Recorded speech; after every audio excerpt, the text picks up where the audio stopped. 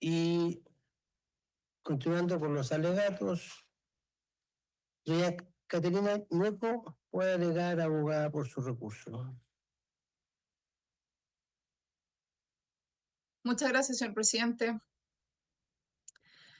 Con la venia de esta excelentísima sala, entonces, comparezco y alego su señoría el día de hoy en representación de 4 personas condenadas, todos, por cierto, ex uniformados, 2 de la Armada, 2 del Ejército de Chile.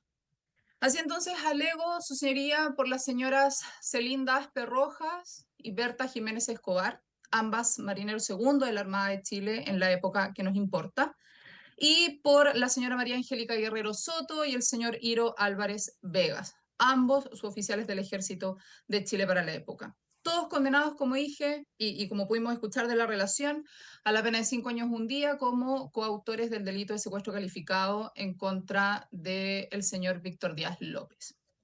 Sus señorías, desde ya hago presente que los recursos de casación en el fondo se dedujeron respecto a estas 4 personas por las mismas causales, es decir, por aquella del artículo 546, números 1 y 7 del Código de Procedimiento Penal.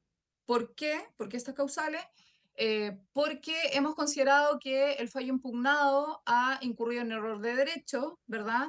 Al haberse dictado con abierta vulneración a las normas reguladoras de la prueba, y con ello y como consecuencia de este hierro también hay un error al determinar una responsabilidad, una participación de mis representados en los hechos investigados.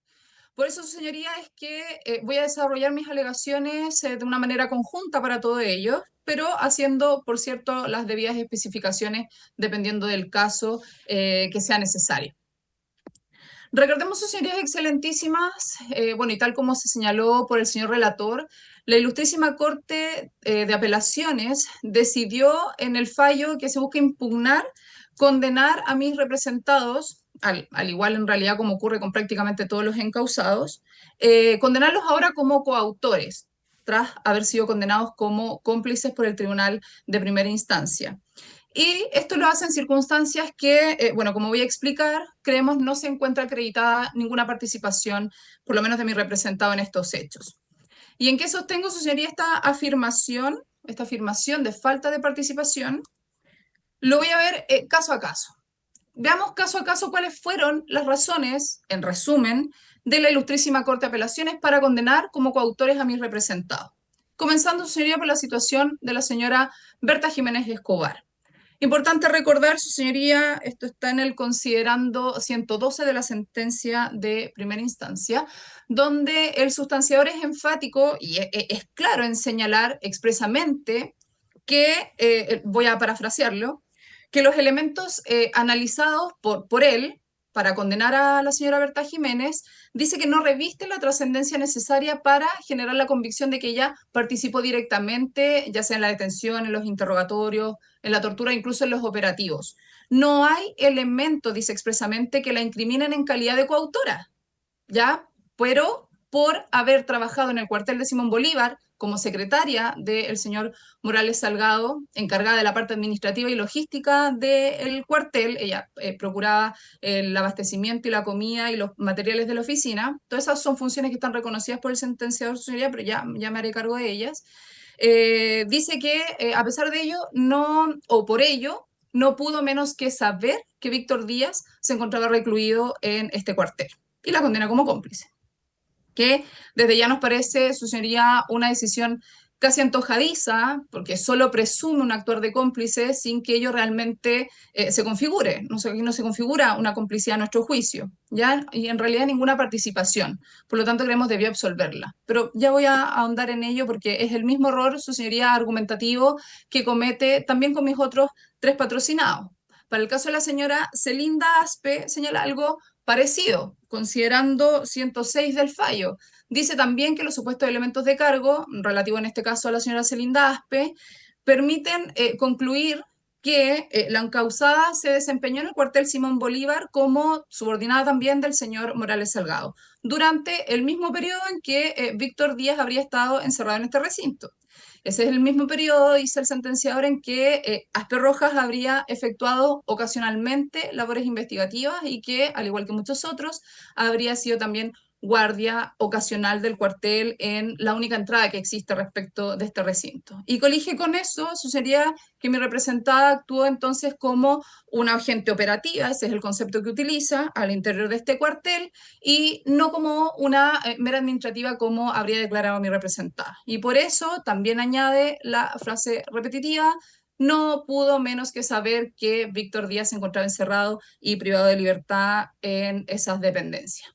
Mismos términos, su señoría, se utiliza en el fallo para referirse a María Angélica Guerrero, cuando dice que sabiendo o señalando en realidad que los elementos de cargo citados en su caso no revisten tampoco la gravedad necesaria para generar, en este caso en el sustanciador, la convicción de que ella participa directamente en la detención, interrogación, ni tampoco en los operativos, porque sus propias declaraciones y los cargos expuestos son claros en ese sentido. Eso no permiten arribar a esa conclusión, dice el sentenciador, pero sí permiten colegir, de acuerdo a su criterio, que ella entonces habría cooperado en la ejecución del ilícito por medio de actos simultáneos, cierto, a su perpetración.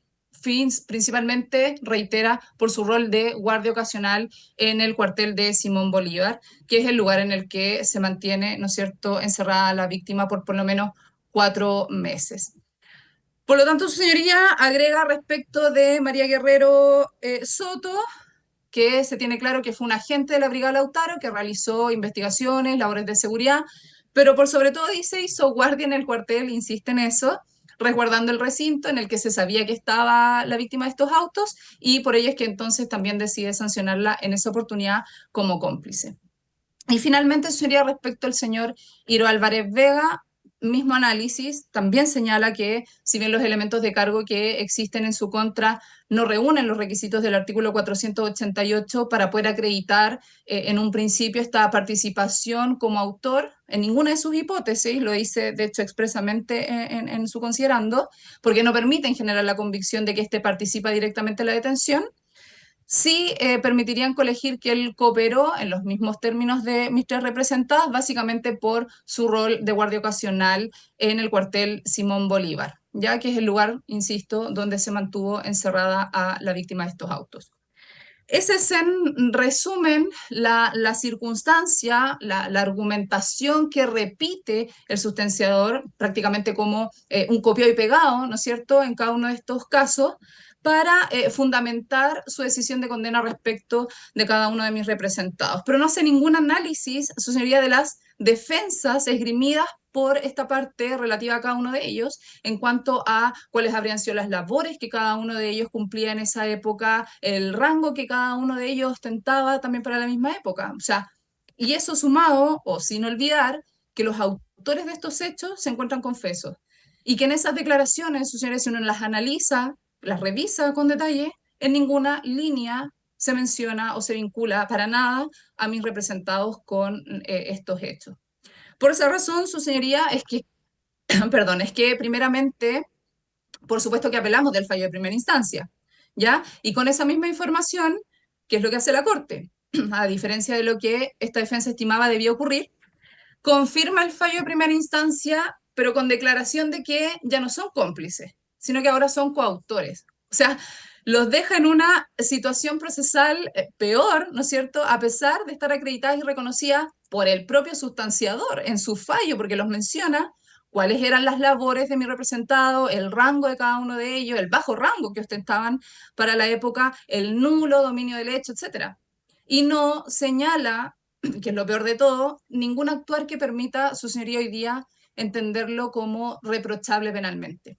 Porque lo que hace únicamente es señalar, y también voy a parafrasear el texto del fallo, lo único que hace es señalar que al encontrarse acreditado respecto, y esto lo dice de todos los acusados, que ellos realizaron ocasionalmente algunos turnos de guardia en el cuartel, que son tareas que todavía el propio sustanciador reconoce que eran labores propias del funcionamiento de un cuartel, y ahí sitúa a mis cuatro representadas, Aspe Roja, Jiménez Escobar, Guerrero Soto y Álvarez Vega, entre varios otros. Eso los entiende, lo hace entender coautores, porque dice que esos son, lo dice textual, esos son actos de colaboración de carácter indispensable para la realización de la acción típica de privación de libertad. Eso es lo que dice la Corte. Y los condena conforme lo prescribe el artículo 15, número 3 del Código Penal. Es decir, porque entienden que ellos actuaron, a su juicio, concertados con los autores. O sea, por el solo hecho de haber pertenecido a la INA, de estar en el cuartel Simón Bolívar y de haber reconocido que hicieron ocasionalmente turnos de guardia en el mismo recinto, son autores. Todos por igual. Pero su señoría, por cierto que eso no es así. O sea, ni siquiera aplicando el sentido real de la norma, el espíritu de la norma, podríamos colegir una cosa así. Y ahí yo recojo, su señoría, lo señalado por mi predecesora, en cuanto a que es absolutamente necesario para poder fallar este tipo de causas, señoría, entender, por una parte, el comportamiento y el funcionamiento de un órgano militar, pero por cierto, viajar en el tiempo, trasladarse a la época en que ocurrieron estos hechos. Es necesario para poder entender que lo que hoy día puede parecer lógico, en la época no lo era. Que lo que hoy día se pretende entender como una responsabilidad criminal, no lo era en la época. Y menos aún si nos cerramos, ¿no es cierto?, en lo que determina la Corte, esta coautoría por haber hecho guardia en un cuartel, turnos de guardia en un cuartel. Eso sería concertarse, dice la Corte, con los autores confesos para lograr la detención, en este caso, de la víctima, el señor Víctor Díaz. Por favor. Y aquí es necesario volver a la norma. ¿Qué significa concertarse, según la definición legal y según lo que sostiene la doctrina? Todo lo entendemos por lo menos así, unificar los propósitos, establecer una intención común, ¿no es cierto?, entre varias personas, mediante la identificación de distintas finalidades que pueden tener individualmente, ¿verdad?, todas estas personas, pero que se dirigen a una misma meta, a un mismo fin. O sea, habrá concertación cuando se armonicen esas intenciones, que hacen lugar, ¿no es cierto?, a una intención única, común para todos, que en este caso sería, trayéndolo al caso en particular, la intención positiva y querida por todos ellos para mantener privado de libertad al señor Víctor Díaz.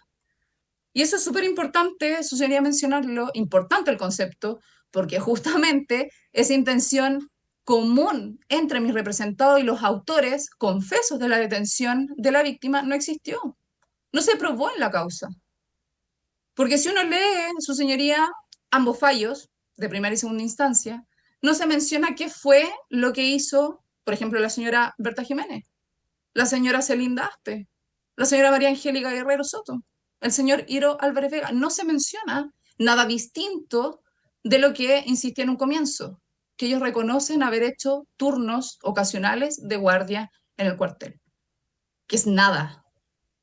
Y no exagero, su señoría, cuando digo que no existe pieza alguna en el expediente que permita establecer o dar por acreditada la circunstancia de base y esencial de este tipo de participación, que es esta concertación previa, que en este caso tendría que haber existido entre mis representados y los autores directos, o bien entre los superiores del recinto y los inferiores, como sería en el caso de mis representados. No se menciona nada, nada. Por eso, señorías excelentísimas, cuando dije que lo que primero hicimos fue apelar del fallo de primera instancia y luego, por cierto, que se case el de segunda, es porque ambos sentenciadores, a nuestro juicio, se equivocan al atribuir, ¿no es cierto?, estas actividades materiales que cumplieron mis representados, la naturaleza de causantes de responsabilidad penal. El de primer grado a título de cómplices, ¿verdad?, y el de segundo grado a título de coautores. Porque con eso se contraviene, como dije, no solo la letra de la ley, sino que el sentido lógico de la misma. ¿En qué orden? En orden a entender o mal entender que la función de guardia, y todavía ocasional dentro de un recinto, se traduce de suyo en un tipo de participación criminal, como sería la coautoría en un delito de secuestro. Eso es un error. Es un razonamiento, sería que sabemos es errado. Todos sabemos, o por lo menos quienes debemos trabajar con el concepto de milicia, ¿no es cierto?, en su globalidad, y que tramitamos este tipo de causa, y en esto también incluyo a mis contradictores, el comportamiento del personal de guardia o custodios dentro de una organización militarizada es impune, porque no es delito. Y menos aún lo es respecto de aquellos que, insisto, no tenían como función per se la de ser guardias, que es el caso de mis representados. A menos que se hubiese participado de la detención del sujeto a sabiendas de que esa detención sería prolongada sin causa legal o que se le causaría grave daño. Pero ese no es el caso. Ninguna de esas hipótesis se acredita respecto a mis representados. Y por eso que, su señoría, en ese sentido resulta importante recordar que para la época en que ocurrieron, digo, los hechos, mis representados eran subalternos, sin ningún poder de decisión, mucho menos las mujeres, sus señorías excelentísimas, que estaban circunscritas a otro tipo de actividades, a otro tipo de funciones, no operativas. Los grupos operativos están reconocidos, su señoría, eran hombres en su mayoría, y ello consta en la causa. Respecto a la situación de mis representados, existe documentación incluso oficial que se encuentra allegada al proceso y que por lo demás no fue desvirtuada con ningún otro tipo de elemento probatorio. La señora Berta Jiménez, su señoría, pertenecía a la Armada de Chile. Era tan solo marinero segundo, cuando en 1973, trasladada junto a toda la Brigada Lautaro, a la cual ella pertenecía, ¿no es cierto?, se señaló en la relación como subordinada de Juan Morales Salgado, y se trasladan al cuartel Simón Bolívar, donde realizaron servicios ocasionales de guardia externa e interna, en su momento del coronel Contreras. Custodiando, le correspondió a mi representada custodiar su domicilio, también obtener información de diferentes fuentes abiertas como ministerios, colegios, bibliotecas. En fin, ella cumplió funciones como encargada del departamento de logística, del abastecimiento del cuartel. Eso lo rescata el sustanciador en el fallo, hasta fines de 1977.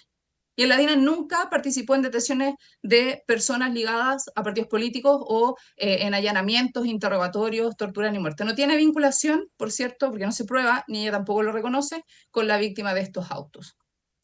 En el caso de la señora Celinda Aspe Rojas, también pertenecía a la Armada de Chile, también como marinero, es decir, miembro del escalafón más bajo de esta institución.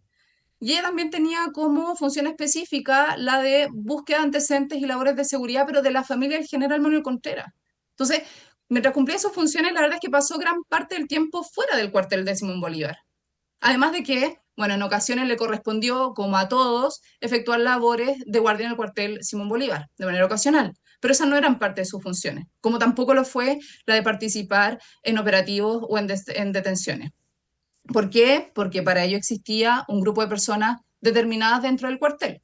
Y es más, nunca realizó labores operativas con agentes de la Brigada Lautaro y Purén. Ellos, a todos se les tomó declaración, ninguno de ellos menciona a la señora Celinda Aspe como parte de estos grupos. Tampoco integró grupos para detener e interrogar. Y tanto es así, su señoría, que por esas mismas consideraciones, ella resulta absuelta por esta excelentísima corte en el caso Reinalda Pereira, fallado hace un par de días atrás, que es lo que esperamos se replique en este caso, en el que no se expusieron circunstancias distintas, sino que se repite exactamente lo mismo. María Angélica Guerrero Soto, su señoría, era miembro del Ejército de Chile. Ella también estaba asignada a la Brigada Lautaro de la DINA a cargo del capitán Juan Morales Salgado. Ella realizó allí actividades de investigaciones en el área de educación, labores de seguridad del general Contreras, porque eran todos del mismo grupo, sus señorías excelentísimas. Como dije, perdón, labores de seguridad del general Contreras, de su familia, hijos y de los miembros de la Junta de Gobierno. Esa misión, su señoría, la siguió cumpliendo aun cuando la brigada es trasladada, ¿no es cierto?, al cuartel Simón Bolívar, que es el recinto en el cual todos hicieron guardia, como dice la sentencia. Incluso también ella indica en alguna de sus declaraciones que en ocasiones se hacían equipos pequeños de 4 o 5 personas para hacer estos turnos de guardia. Uno en la garita, unos atendiendo el teléfono, otros haciendo rondas dentro del cuartel, en fin, todas misiones que eran propias de la milicia. Y finalmente, su señoría, el señor Iro Álvarez Vega, tan solo sargento, su señoría, del ejército, sargento segundo del ejército de Chile, quien tenía también la función de seguridad indirecta, digo, del jefe de la INA, el señor Manuel Contreras Sepúlveda. Él nunca participó en labores operativas, detenciones, interrogatorios, torturas, traslado de detenido, en fin, ni mucho menos, ¿no es cierto?, en muertes, que sería el caso de la víctima de auto. Para esas funciones, insisto, habían grupos o personas destinadas dentro de la brigada, que están también reconocidas en la causa. Y es más, a fines del año 1973 mi representado es trasladado al cuartel general como chofer y PPI, que es la protección de personas importantes, en este caso del comandante Carlos Pereira Silva. Todo eso sería, está acreditado con documentación que fue allegada en su momento al proceso. Y esos son, sería en resumen, mis representados, sus funciones, sus roles que están acreditados en la causa y que también están latamente desarrollados en nuestros recursos escritos, por si vuestras señorías excelentísimas quisieran leer más allá en detalle, pero en razón del tiempo, eso es en resumen lo importante de tener a la vista. Pero ¿qué pasa? Que no se entienden como tal, que se reconoce por los sustanciadores, incluso por el sentenciador de primera instancia, que las reconoce estas funciones como tal, porque las expresa en su fallo, pero se les atribuye un sentido distinto, un sentido, a nuestro juicio, perjudicial. Y a partir únicamente del hecho base de haber reconocido que en ocasiones hicieron estas guardias en el recinto, que es lo que ocurre prácticamente con todos los que finalmente hoy día son condenados como coautores. Los sentenciadores prefieren presumir entonces y concluir una participación criminal de todas estas personas en estos hechos. ¿Por qué? Porque no podían menos que saber. Eso dice después la Corte. Por ser guardias del cuartel, no podían menos que saber que el señor Víctor Díaz estaba detenido. Como si ellos, en el caso de haber sido real que hubiesen reconocido a Víctor Díaz detenido, pudieran haber hecho algo, o que debían haber hecho algo. Y entonces el Tribunal de Alzada estima aquello ahora como una coautoría en los términos del 15 número 3 del Código Penal y aduce en otras palabras que conforme a ello se construyó una presunción judicial de acuerdo a lo dispuesto en el artículo 488 del Código de Procedimiento Penal y por eso es que se les condena ahora en esta otra calidad. Y justamente ese es el punto central digo, de nuestros recursos, que tanto la sentencia de segunda instancia como la de primera incurren en una infracción de ley, vulnerando las leyes reguladoras de la prueba al establecer los hechos bases sobre los cuales se construye esta presunción judicial, porque ellos no cumplen los requisitos que establecen los numerales unidos de la norma citada. Está demostrado, su señoría, que los hechos bases sobre los cuales se construye esta presunción no son reales, ni probados, ni son múltiples, porque esos hechos están controvertidos. Y en ese sentido, no es posible entonces construir con ellos una presunción judicial según los requisitos que exige el 488. Y no habiendo entonces esa presunción, tampoco es posible colegir a través de esa misma prueba una participación criminal de mis representados, en ninguna calidad. Por lo tanto, por eso casamos. O sea, al vulnerarse las leyes que regulan la prueba de presunciones judiciales por transgresión, como dije, a la norma, en los numerales referidos, es que nosotros sostenemos que se configura la primera causal de casación en el fondo alegada, aquella del 546 número 7 del Código de Procedimiento Penal. Y a su vez, al haberse violado estas leyes reguladoras de la prueba, de la forma que ya llevo señalada, se produce como resultado el segundo error, que es calificar de coautores a mi representado en esta causa porque la conducta desplegada por cada uno de ellos o las funciones que cada uno de ellos cumplió en la época no se encuadran, su señoría, en la hipótesis de una coautoría del artículo 15 número 3. Y tampoco se encuadra en la hipótesis de complicidad, como se había determinado por el sentenciador de primera instancia.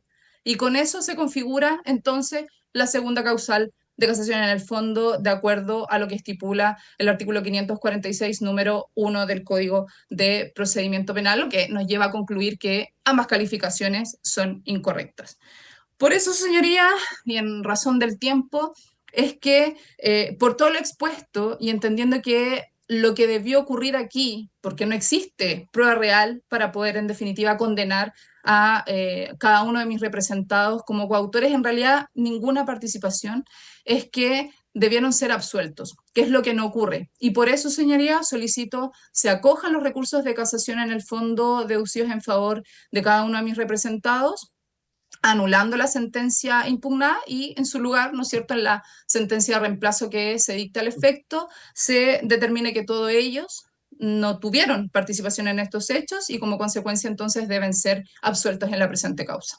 Es cuanto puedo alegar, su señoría. Bien, abogada. Gracias. Tiene la palabra la abogada Macarena Gómez.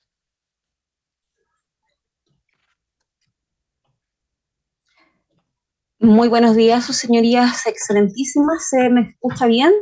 Sí, muy bien. Señor presidente, he tenido problemas de conexión, de inestabilidad toda la mañana. Puede que sea mejor que, si usted me lo permite, para poder no tener el mismo problema que don Mauricio Gunda, a apagar la cámara para poder alegar. Lo escuchamos bien, abogada, hasta ahora. Hasta ahora se escucha bien. Sí, sí, no hay problema. Por eso le decía yo, en caso de que existiera... Muy bien. Avisan. La venia de vuestras señorías excelentísimas, vengo a presentar alegatos sobre el recurso de casación en el fondo presentado al favor de mi representado don Víctor Álvarez Droguet, quien es condenado por la sentencia recurrida de la sexta sala a la pena de a la pena única de 15 años de presidio, la pena única de 15 años por el delito de secuestro calificado en grado como reiterado. Solicito acogerlo, dictando acto continuo en la sentencia de reemplazo que establezca que es nula la sentencia recurrida y dicte nueva sentencia en virtud de la cual se absuelve de todo cargo a mi representado. La causal es que esta parte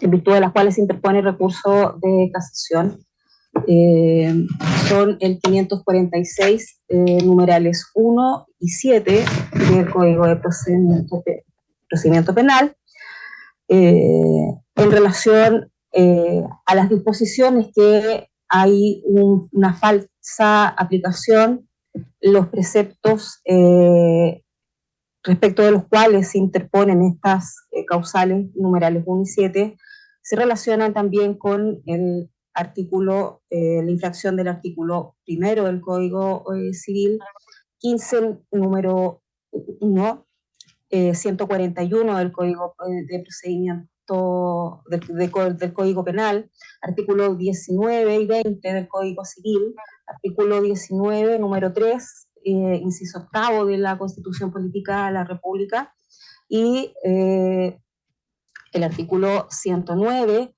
el 488, número 1 y 2, y el 456 bis del Código de Procedimiento Penal.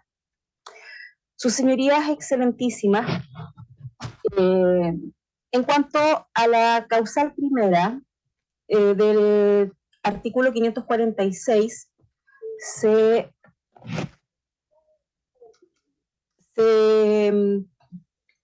esta causal permite atacar tres tipos de errores de derecho. Error en determinar la participación que le ha cabido al reo en el delito.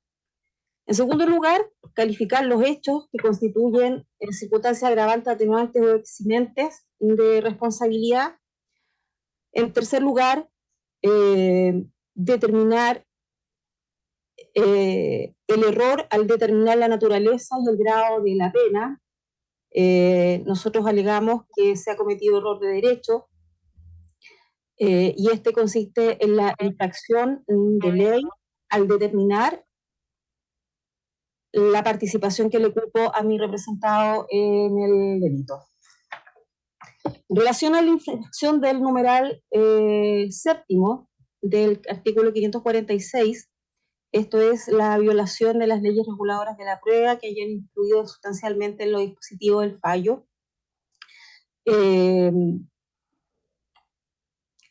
Nos referimos a las leyes reguladoras de la prueba, en lo que tenemos que entender que son aquellos principios que deben cumplirse en el establecimiento de los hechos y que si son infringidos o alteran y desfiguran tales hechos de ser de suerte que no puede dárselos por darles el mérito probatorio que debieran legalmente tener, no pueden atribuir esta responsabilidad en el hecho. Para explicar con mayor precisión, sus señorías,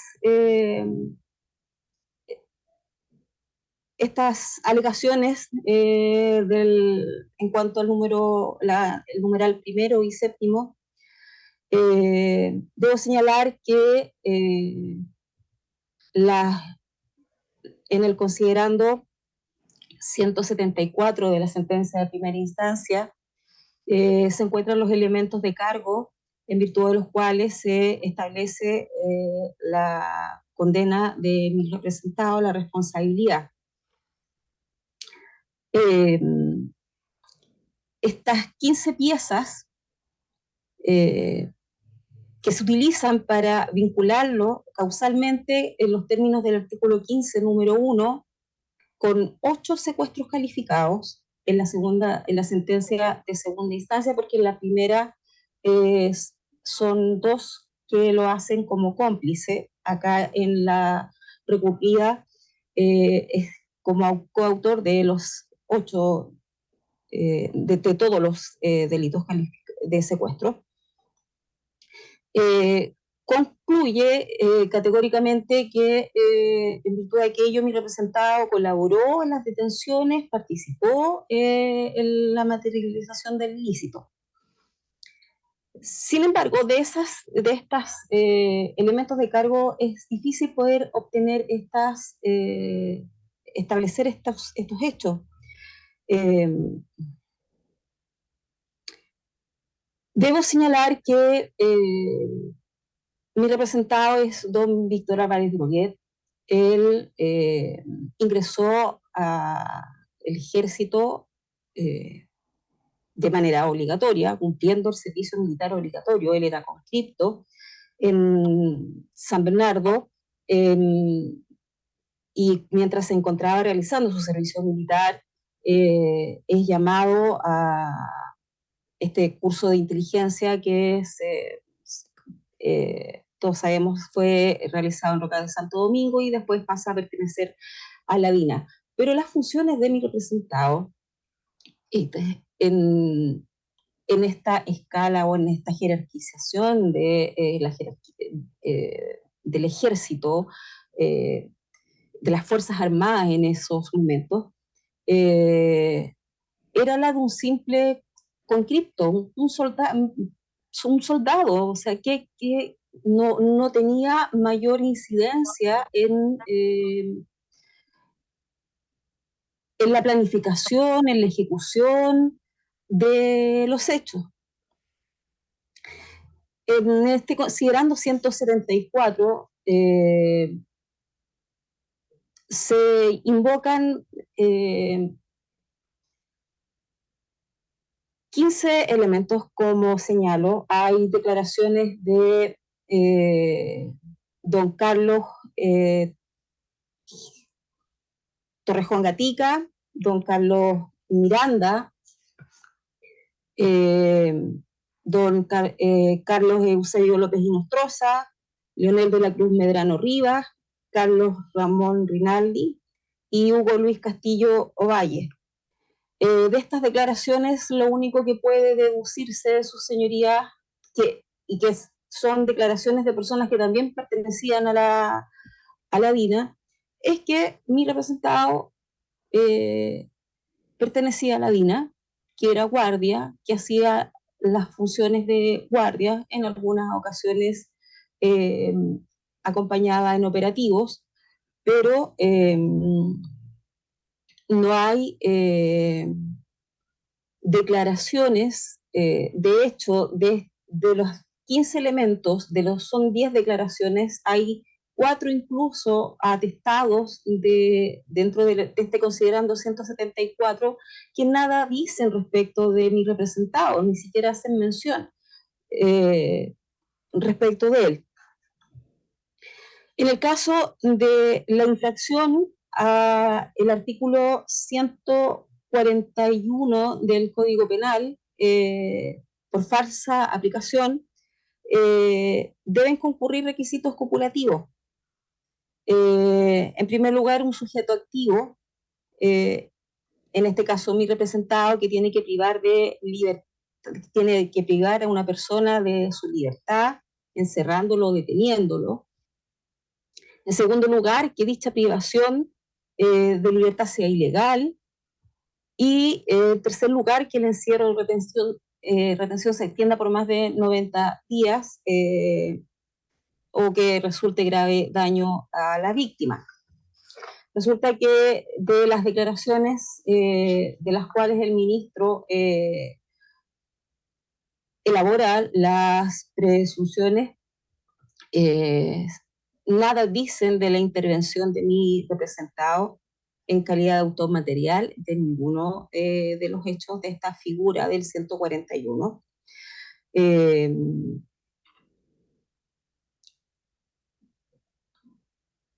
De esta forma, si existe algún antecedente que acredite que mi defendido con dolo de autor, en los términos del artículo 15, número 1 del Código Penal, desplegó las acciones del artículo 141, es difícil creer que se cumplió con dicho fin de acreditar esto a través de este razonamiento intelectual que hizo el magistrado para condenar y acreditar la participación de don Víctor Álvarez. En la sentencia recurrida, lo que dice en relación con mi representado, no existen motivaciones ni argumentaciones lógicas, argumentaciones racionales o derivadas de los hechos examinados. Se señala que una sentencia carece de motivaciones cuando, por ejemplo, son violadas las leyes reguladoras de la prueba, de la lógica, o los argumentos se apoyan en elementos en pruebas ilegítimas, o se prescinde de pruebas esenciales cuando las motivaciones son incompletas, o bien, por último, cuando se construye sobre premisas falsas. Nosotros estimamos que que las premisas en este caso que sirven de base para la conclusión de que la participación que tuvo mi representado no son idóneas para llegar a dicha conclusión de autoría que acá se ha establecido y de participación. Sus señorías excelentísimas, primero debo señalar también que nosotros, en cuanto al numeral primero del 546, nosotros no estamos desconociendo la existencia de los hechos, no negamos que hayan existido, se hayan cometido los delitos de secuestro calificado respecto de las víctimas y en las formas que la sentencia establece. Pero sí lo que se rechaza y la forma por la cual se recurre es la forma en que se determina la participación de mi representado, y ahí es donde viene el error. En primer lugar, se señala que mi representado habría participado en las detenciones y encierros de las víctimas. No hay, sus señorías excelentísimas, prueba de aquello. Se señala que mi representado participó en la materialización de los hechos ilícitos. En nuestro concepto no existe tal prueba. En tercer lugar, que los apremios físicos se hacían en su presencia. No hay prueba de aquello, salvo, su señoría, si en lo que se refiere, pero a otra causa, no en conferencia 1, en cuanto a que habría presenciado cómo aplicaban tortura al profesor Ortiz Letelier, que esto es de la causa conferencia 2, donde él sí reconoce, en esa única causa, él reconoce que él fue testigo y que lo vio en Simón Bolívar, pero no más allá con respecto a estas, estamos hablando de otras víctimas, y en este caso, y que está acreditada su participación en calidad de autor, se establece, se señala. Tampoco hay prueba para ello, ya que he señalado que las razones para afirmar esto que se basan en estos elementos de cargo que señala el sentenciador. Los preceptos infringidos por falsa aplicación son el artículo 1 del Código Penal, como lo señalé, que en el cual se señala que es delito, señalando que es una acción o omisión voluntaria penada por la ley, como consecuencia de lo cual no puede aplicarse pena alguna, sino a partir de la existencia de una acción u omisión. En el caso de mi defendido, no hay prueba de que haya actuado, que haya participado de los hechos. En segundo lugar, se viola el artículo 15, número 1 del Código Penal por falsa aplicación. Este artículo señala que son autores los que toman parte en la ejecución del hecho de manera directa o impidiendo y procurando que se evite. Aquí hay dos hipótesis: el tomar parte en la ejecución del hecho de manera inmediata y directa, y son autores de esta especie los que ejecutan directamente de tal forma, total o parcial, esta conducta, sin valerse intermediario. Y dado de que se trata de un delito de secuestro, la conducta puede ser individual o colectiva, y en este último caso nos encontramos frente a una hipótesis de coautoría, y existe coautoría en la medida que hay convergencia de voluntades, lo que en este caso no existe, porque nadie lo señala como que él habría participado de los hechos.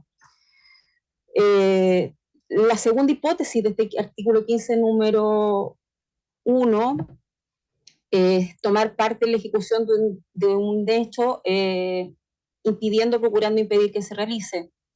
En este caso tampoco concurre la hipótesis respecto de mi representado, pues tampoco nadie sostiene que se haya concertado con los ejecutores.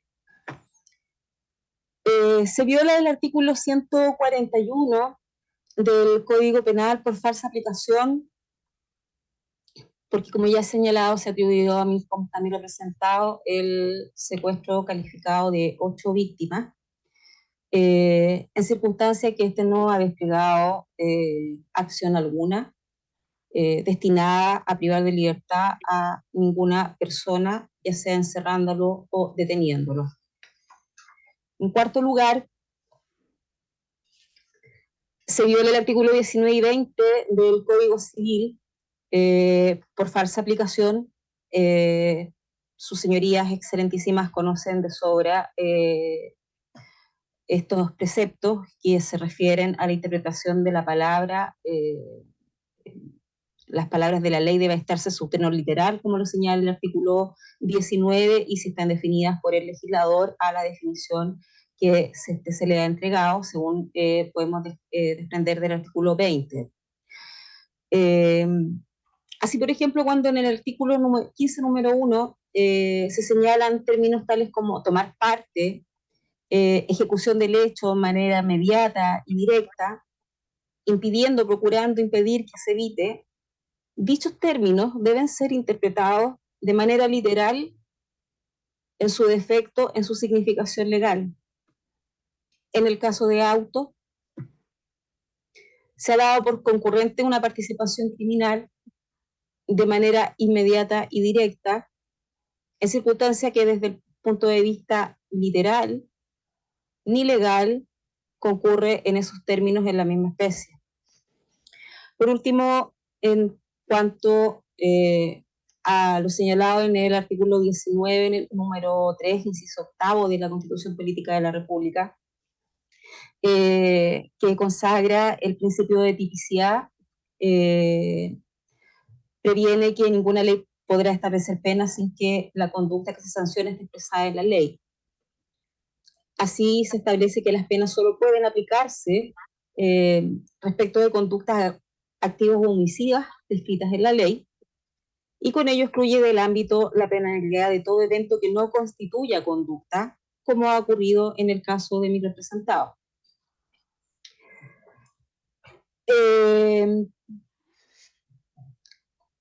En cuanto a la concertación en la coautoría, es difícil pensar que ha habido una concertación entre mi representado y altos oficiales del ejército, gran parte de ellos ya fallecidos. Mi representado ha sido acusado en 29 causas, en 4 por lo menos fue condenado, los demás todos absueltos. Él se establece, y en muchas causas, sobre todo Colombo, él resulta absuelto por falta de participación, y se acredita cuáles eran las funciones que él desarrollaba, que fueron las de guardia, que son las que se le otorgan, que son las funciones que se le otorgan a un conscripto. De menor rango, no va a tener el mayor injerencia en la ejecución del hecho, si bien hay en la relación escuchamos que mi representado habría participado de reuniones con la plana mayor para la planificación de los allanamientos, los seguimientos. Eso no sé de qué forma está acreditado, porque ninguna de las partes de los elementos que se enumeran en el 174, en el considerando 174, hacen referencia a que él participaba de estas reuniones, o por lo menos que se pueda dar credibilidad en caso de que se haya señalado por alguno de los declarantes, se haya insinuado esto. No es creíble que él haya participado con la plana mayor. Se infracciona el artículo 109 en cuanto a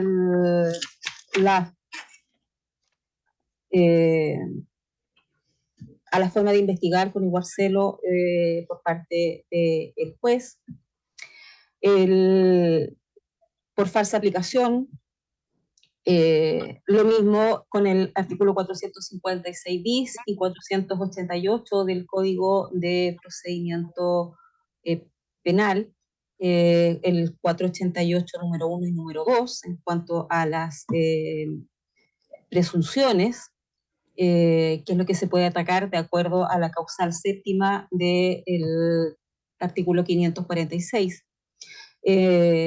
Con estos antecedentes que tuvo en base, con la forma en que investigó, la forma en que estableció la existencia y la participación, con los antecedentes que si uno los analiza, es difícil creer que haya llegado a un convencimiento tal el sentenciador para atribuir la calidad de autor de secuestros calificados, y más allá la sentencia recurrida que hace suyo los hechos de la sentencia de primera instancia del ministro de Fuero, va más allá, y por eso incurre en este error. Esta sentencia recurrida perjudica aún más a mi representado en cuanto a que les él fue condenado por dos. En primera instancia, la condena era por cómplice de dos secuestros simples, y la Corte en la sexta sala establece que él es coautor de todos los secuestros calificados que estamos revisando en estos autos. Su señoría, excelentísima, en conclusión, mi representado es condenado como autor.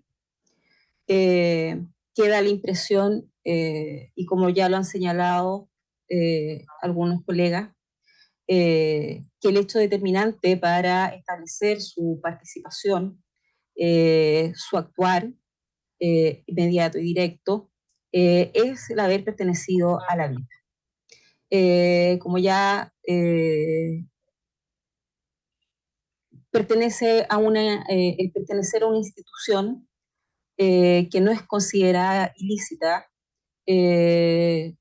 no puede conllevar a esta sanción. Tiempo ya concluyo. Petición concreta. Sus señorías, excelentísimas, la petición concreta de esta parte es que, teniendo en consideración que hay error en la aplicación de la ley, de la pena, de la participación, y en cuanto a la violación de las leyes reguladoras de la prueba, esta parte cree que esta forma de concluir la sentencia hace nula la misma, por lo que se solicita dictar una sentencia, declarar nula esta sentencia recurrida, dictando una de reemplazo que, en virtud de la cual se absuelva a mi representado por falta de participación en los hechos que se le han atribuido. Esto cuanto alego, su señoría. Muy bien, gracias, abogado. Bueno, tiene la palabra el abogado Luis Núñez. Gracias, señor presidente. Con la venia, ¿se me escucha bien, cierto, señor presidente? Así es. Perfecto, muchas gracias. Con la venia, su señoría excelentísima, alego en representación de don Carlos Bermúdez Méndez, don Eduardo Yarse Riquelme, don Orlando Torrejón Gatica y don Carlos López Inostroza, condenados por el delito de secuestro en las víctimas ya señaladas en la relación y a lo largo de los alegatos. ¿Ya? Pues bien, el presente alegato tiene por objeto solicitar a vuestras señorías tengan a bien acoger los recursos de casación en el fondo interpuesto en contra de la sentencia dictada en segunda instancia de la sexta sala, la cual confirma con declaración lo resuelto en primera instancia por el ministro Miguel Vázquez Plaza. ¿Ya? En ella se hace incluso una recalificación en cuanto a la participación de mis representados, por cuanto, si bien confirma, la declaración es que en caso de Carlos Bermúdez y Eduardo Yarse, de cómplice le atribuye la participación de coautores, subiendo la pena de 3 años a 5 años de presidio mayor en su grado mínimo. También, con declaración, eleva la pena a don Carlos López Inostroza y don Orlando Torrejón Gatica de 13 años a 15 años de presidio mayor en su grado medio. Por esas razones, su señoría, es que se interpone este recurso de casación en el fondo fundado en las causales de 546, número 1 y 7 del Código de Procedimiento Penal. Como sabemos muy bien, el 546, número 1 del Código de Procedimiento Penal señala que la sentencia, aunque califique el delito con arreglo a la ley, imponga al delincuente una pena más o menos graves que la designada en ella, cometiendo error de derecho, y esto es lo que el fondo de mi alegato, en cuanto a la participación que se le ha atribuido. ¿Ya? Por cuanto, como ya señalé, a 2 de mis representados se confirma su participación de autor y a otros 2 se le recalifica de cómplice a autor. Pero su señoría, como en otras oportunidades también lo he hecho, porque me considero pertinente, es hacer alusión al artículo 15 del Código Penal, por cuanto nos señala, se considerarán autores. Y el mismo Código Penal tipifica esta conducta, el actuar. En el número 1, si lo analizamos, los que toman parte en la ejecución del hecho, no está acreditado que mis representantes hayan tomado parte en la ejecución del hecho, ¿ya? O sea, de una manera inmediata, directa, sea impidiendo o procurando impedir que se evite. Procurando impedir que se evite, su señoría excelentísima. Acá mis 4 defendidos eran cabos de ejército. Posteriormente, transcurrido el tiempo, habrán llegado a sargento u otro grado. Pero en el momento de los hechos, en 1976, eran cabos de ejército. Como tantas veces se ha señalado, y aquí también lo he escuchado, sin ninguna injerencia, poder de decisión, dominio, mando, de nada. ¿Ya? Y la verdad, las cosas, su señoría, esa es la situación de mi defendido. En el número 2 del artículo 15, los que fuerzan o inducen directamente a otro a ejecutarlo. Su señoría, si estamos hablando de cabos de ejército, en la base de la pirámide jerárquica que es esta institución, difícilmente pueden ellos forzar o inducir a quién. ¿A quién podrían haber forzado o inducido? ¿A quién le hubiera dado una orden? ¿Y quién hubiera recibido esa orden? ¿Quién hubiera cumplido esa orden que me está dando un cabo? También difícil de encuadrar o poder decir si son autores porque el 15 número 2 lo grafica muy bien y lo tipifica muy bien.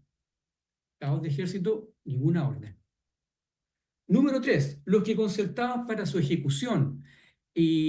Concertados, o sea, que se hayan puesto de acuerdo, que se le haya validado su opinión o que primero que nada se le haya pedido la opinión. Sabemos que en esa época estaba a cargo de la Dirección de Inteligencia Nacional, DINA, el entonces coronel Juan Manuel Contreras. Y posteriormente venían toda una jerarquía hacia abajo. ¿Ya? No creo, y yo creo que nadie piensa que a mis representados se le haya pedido opinión alguna respecto de algún objetivo político, de hacer algún seguimiento a alguna persona, de algún allanamiento, detención, traslado o disponer, peor aún, de la vida o el destino de alguien. Mis representados actuaron en base a órdenes que se les impartieron y ahora, después de 50 años, podemos mirar de otra forma. Pero su señoría, hace 50 años y hay que ponerse en el contexto histórico, en la situación que vivían estos cabos. Ahora son personas de tercera edad, pero en esa época tenían 20 y tantos años. Por lo tanto, y también tener en cuenta la madurez de una persona de 20 y tantos años, 50 años atrás, versus los de 20 años actualmente, es totalmente distinta. Ellos entraron al ejército no a delinquir, no a recibir órdenes de cometer un delito. Entraron al ejército para efectos de servir a la patria. Y en ese entendido, interpretaban que estas órdenes que se le estaba dando, que se estaba acusando, era para el solo efecto de servir a la patria, restablecer el orden imperante que se le exigía a las Fuerzas Armadas. Esa era la mentalidad que tenían mis representados. Aquí no estamos hablando de una asociación ilícita, estamos hablando de delitos de secuestro. Ahora, lo complicado es llegar también a la conclusión de que estas personas estén secuestradas, teniendo presente de que hasta el día de hoy permanecen en esa situación. Sabemos que es una ficción, pero que no se sustenta, su señoría. ¿Ya? En el caso de... Por eso cabe hacerse estas preguntas, como también es lógico pensar, bueno, entonces, ¿qué hacía el cabo Carlos Bermúdez Méndez en el año 76? La verdad, él prestaba servicios de guardia externa al domicilio del coronel Manuel Contreras. Muchos han dicho esto, de que prestaban servicio de custodia en el domicilio o a el coronel Juan Manuel Contreras Sepúlveda. Es que es explicable porque era un sistema de turno. ¿Ya? Para ello se disponían de vehículos. Posteriormente, en lo que es el caso de Carlos Bermúdez Méndez, iba a la casa de el general, entonces coronel Manuel Contreras, y se dirigían a la casa del general Pinochet para después trasladarse a Diego Portales. Por lo tanto, fue poco la oportunidad que pudo estar en el cuartel Simón Bolívar si es que estaba prestando estos servicios de turno. En el caso de Eduardo Yarse Riquelme, también debió cumplir labores de seguridad externa, tanto en el domicilio del coronel Contreras, como también labores de guardia externa en el cuartel Simón Bolívar. O sea, eran guardias, chofer, estaban custodia. Esa era la labor que se condice con su rango, si eran cabos. De las declaraciones solo ratifica una labor secundaria que él realizaba. No tuvo conocimiento ni control de las víctimas. Sí sabía de que estaba una persona denominada Víctor Díaz, porque por lo que se sabe, de acuerdo a la investigación que realizó el ministro y sobre la base de todas las declaraciones, estuvo don Víctor Díaz en el cuartel Simón Bolívar. Algunos señalan que primero estuvo en Villa Grimaldi y posteriormente fue trasladado a Simón Bolívar. Como sea la situación, estuvo meses en este cuartel. Por lo tanto, era una persona que se podía reconocer visualmente. En el caso, su señoría excelentísima, disculpen, de Carlos López y Nostroza, debo hacer una salvedad con respecto a don Carlos López y Nostroza antes de hablar de él. En la relación, el señor relator habla primero de Carlos López y Nostroza, pero lo señala como comandante. La verdad las cosas, la confusión es entendible, porque también existía, ya falleció hace muchos años, don Carlos López Tapia, coronel de ejército. Él estaba a cargo de Villa Grimaldi, ¿ya? Que también me tocó representar en su momento. Pero este es Carlos López y Nostroza, que es un cabo que terminó como sargento, ¿ya? Por lo tanto, valga la aclaración, por favor. Bueno, él debió trasladarse justamente de Villa Grimaldi, donde también estaba don Carlos López Tapia, desde Villa Grimaldi a Simón Bolívar, por orden de Germán Barriga, también fallecido, siendo recibido por don Juan Morales. Debió hacer labores de custodia también de la familia Contreras en este sistema de turno que señalo, y también del cuartel Belgrano, no siendo efectivo que haya sido un agente operativo de la Brigada Lautaro. También sabe que estuvo don Víctor Díaz, apodado Chino Díaz, tengo entendido. ¿Por qué? Porque, bueno, señala, y todo más o menos hay consenso en eso, que era un informante que al final se transformó como un informante o que por lo menos prestaba ubicación de los partidarios del Partido Comunista. Por último, su señoría, en cuanto a mis representados en su participación en lo que hicieron, está don Orlando Torrejón Gatica y debió cumplir labores de conductor del equipo de la Brigada de Lorenz, también fallecido. No reconociendo a la víctima de autos, es más, no tuvo contacto, conocimiento, control o poder respecto de la víctima. Solo sabe que estuvo en el cuartel en la época que él también debió prestar servicio. Es la labor que ya hemos descrito. Por lo tanto, su señoría, no existen medios de prueba que puedan determinar la participación, ni siquiera como cómplice, como en un principio el ministro Vázquez Plaza estableció en dos de mis representados, determinó en base a mis representados. La labor del ministro Vázquez, la verdad las cosas, permítanme decirlo, con todo respeto, es complicada, porque tiene que investigar sobre hechos que revisten carácter de delito, y lo hizo.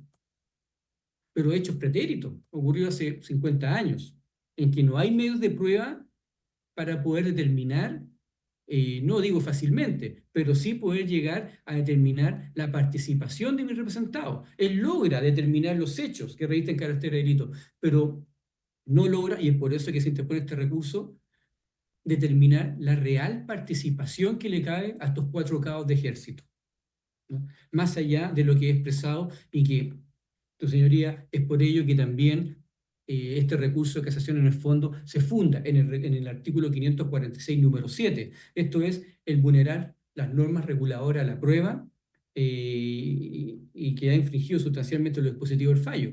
¿En cuanto a qué? Al valor probatorio. No se puede estimar las declaraciones de mi representado como una confesión judicial, por el solo hecho de decir que pertenecieron a la DINA, como también se ha señalado, por el hecho de estar bajo las órdenes de algún superior jerárquico, muy nombrado también en las causas de derechos humanos, sin poder determinar fehacientemente, claramente, realmente, cuál fue su participación en lo que aconteció con las víctimas de autos. Su señoría, es por eso que se vulneran artículos como el 109, 110, 111, el Código de Procedimiento Penal, el 456 bis. ¿Cómo se pudo llegar a esa convicción tan necesaria que demanda la ley? O, por ejemplo, el 488 del Código de Procedimiento Penal, que tantas veces alude a él en cuanto a la presunción judicial. Partamos de un hecho real y probado. Nuevamente digo, su señoría, Arribas el Majadero, el hecho está probado, está acreditado. Si lo que falta es acreditar la participación de mi representado. Eso es lo que falta. En el caso de don Carlos Bermúdez, señala, considerando, permítame su señoría, considerando 171 de la sentencia de primera instancia, que los relatos señalan que don Carlos Justus Bermúdez se desprende que tuvo contacto con Víctor Díaz en Simón Bolívar, al declarar que vio a un detenido en una pieza contigua al casino y que permaneció por mucho tiempo encerrado con llave, pero sin embargo no lo reconoce expresamente ni por su nombre ni apodo. O sea, sabe que había una persona detenida, como muchas, ¿ya? Pero no por eso podemos determinar su participación en todas las etapas que se desarrolla este tipo de delitos. Como dije, la planificación, el concurrir, el hacer seguimiento, allanar, detener y disponer de las personas.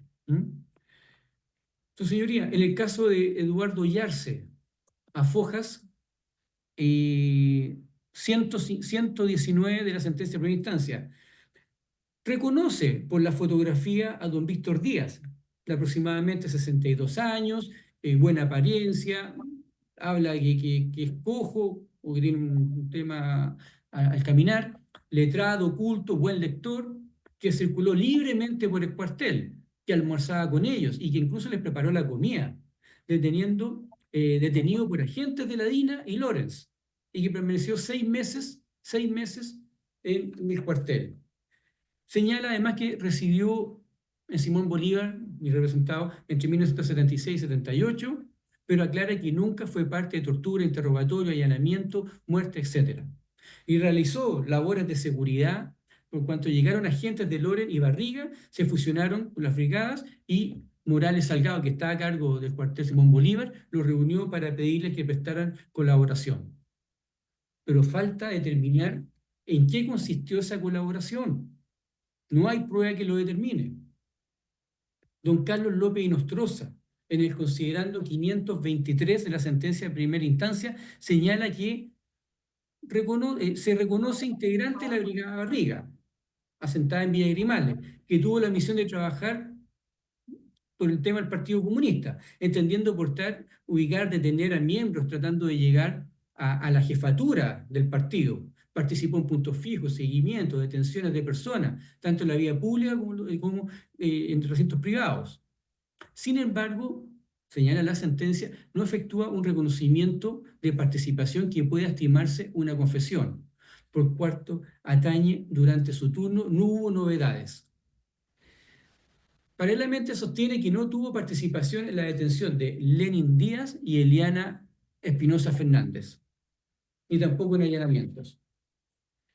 Y por último, su señoría excelentísima, Orlando Torrejón Gatica, en el considerando 134, señala que a principios de 1976 se le agregó como conductor, también lo ubican como enfermero, y se le destinó al cuartel Venecia, recinto a cargo del capitán de carabineros Ricardo Lorenz. Nuevamente señalo, también fallecido. Muchos de los que se señala esta sentencia, es por eso que hay variados sobreseguimientos definitivos por fallecimiento, partiendo por el coronel Manuel Contreras Sepúlveda, Marcelo Morenvito, Carlos López Tapia, Gerardo Barriga, Lorenz, pero al parecer mis representados cuando converso con ellos me dicen, bueno, pero ¿por qué nosotros tenemos que hacernos responsables de algo que no hicimos y que está establecido de quiénes fueron los que idearon y planificaron todo esto? Como una suerte de herencia, como que nosotros estamos heredando la responsabilidad penal de quienes fueron los reales partícipes de esto. Difícil para esta defensa explicarles esa situación. ¿Sí? Solamente señalarles que, bueno, en los alegatos, como abogado defensor, uno intenta plantear estos argumentos y señalando que la participación de ustedes como cabo, obviamente que es muy secundaria a la que tuvieron los que tenían mayor jerarquía en estos casos. ¿Mm? Su señoría, estamos hablando de pruebas, normas reguladoras de la prueba que se vulneran, ¿ya? Pero difícilmente podemos encontrar pruebas, más allá, nuevamente digo, de las declaraciones de mis representados. Claro, hay declaraciones de otras personas que también han sido condenadas o han sido partícipes en estas causas, como por ejemplo don José Ojeda Obando. Señala, el detenido Víctor Díaz fue trasladado a Simón Bolívar junto a toda la agrupación Delfín, donde permaneció por 3 meses, no 6, 3, lo sitúa acorta el tiempo, en una habitación aislada, pero no señala a mis representados. Habla de la agrupación Delfín, que eso es mérito de don Víctor Montillo, que pudo determinar la existencia de esta agrupación que no se conocía, la agrupación Delfín. Después también lo declarado por José Domingo Seco Alarcón, Foja 9891. Y también señala, la brigada Mauín fue trasladada al cuartel Simón Bolívar. ¿Qué quiero decir con todo esto, su señoría excelentísima? Mis representados estaban en la brigada Simón Bolívar y llegaron otras brigadas, ¿ya?, a cargo de Germán Barriga y Ricardo Lorenz. Por lo tanto, hubo una especie de fusión, pero el mismo coronel Juan Morales Salgado en sus declaraciones desvincula a su gente, a la Simón Bolívar, con la participación que se le atribuye a los que estaban en estas brigadas. No es menor lo que hizo el coronel Juan Manuel Salgado, Morales Salgado, ¿ya? Por lo tanto, su señoría, acá lo que se está condenando es por una participación que no se puede atribuir. Yo sé, todos sabemos que estos delitos, que estas causas denominadas de derecho humano, tienen como denominador común que se les cataloga como de lesa humanidad. Eso ha permitido a que esta defensa, sin renunciar a su opinión de que realmente debe proceder, no podamos hablar o argumentar de prescripción. O sea, podría argumentar, como también que son delitos, estos delitos están todos amnistiables, la amnistía. Pero sabemos que ni en primera, ni en segunda instancia, ni en Corte Suprema se aplican, ¿ya?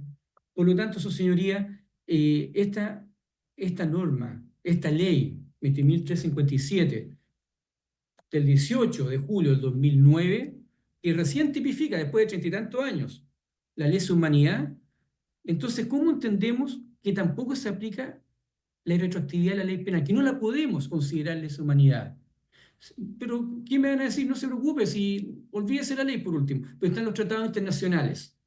Pero ningún tratado internacional impide también la aplicación de atenuantes, que otros colegas se podrán referir a ella. Entre ellos, la tan mencionada artículo 103, 211 en relación al 214 Código de Justicia Militar. Afortunadamente, se consideró el 11 número 6, que tampoco se había considerado.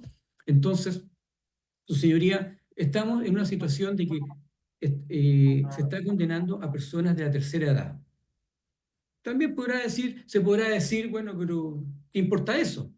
Importa, su señoría, porque básicamente se están condenando a gente que, como dije anteriormente, tuvo una convicción 50 años atrás, muy distinta a cómo se ve el país ahora. Ahora es fácil quizá apuntar con el dedo y decir, mire, estos criminales, de delitos de lesa humanidad.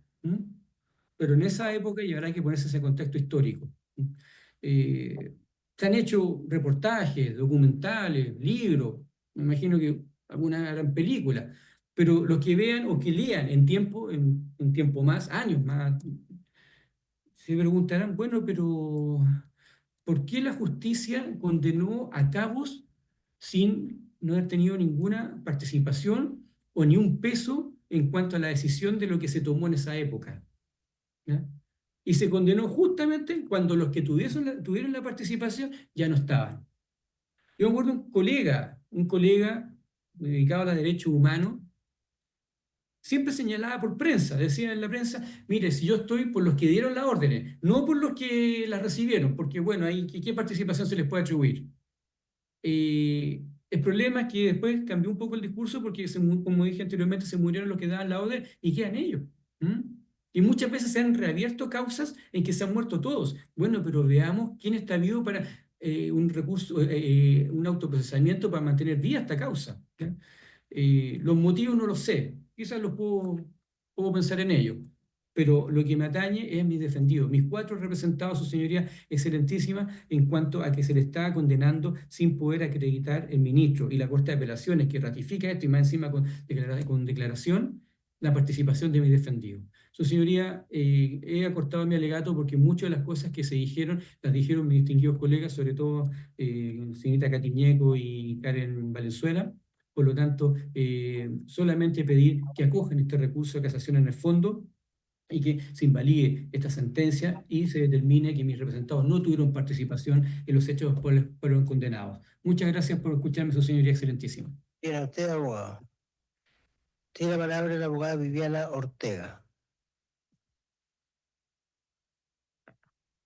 Muchas gracias, señor presidente. Con la venia de sus señorías excelentísimas, alego en representación del Fisco de Chile, en mi calidad de abogado del Consejo de Defensa del Estado, solicitando se acoja el recurso de casación deducido por esta parte respecto de la sentencia de segunda instancia dictada el 24 de abril de 2023 por la sexta sala de la Ilustrísima Corte de Apelaciones de Santiago con la integración que tenía a la fecha. Su señoría, esta parte ha deducido recurso de casación atendida a 2 circunstancias. En primer lugar, se ha deducido recurso de casación conforme a lo dispuesto en el artículo 546, número 4, es decir, porque se ha calificado como lícito un hecho que la ley pena como delito, absolviendo a los acusados. También por el artículo 546, número 7, por cuanto se estima por esta parte que se han violado las leyes reguladoras de la prueba y la infracción así cometida ha influido sustancialmente en lo dispositivo de la sentencia.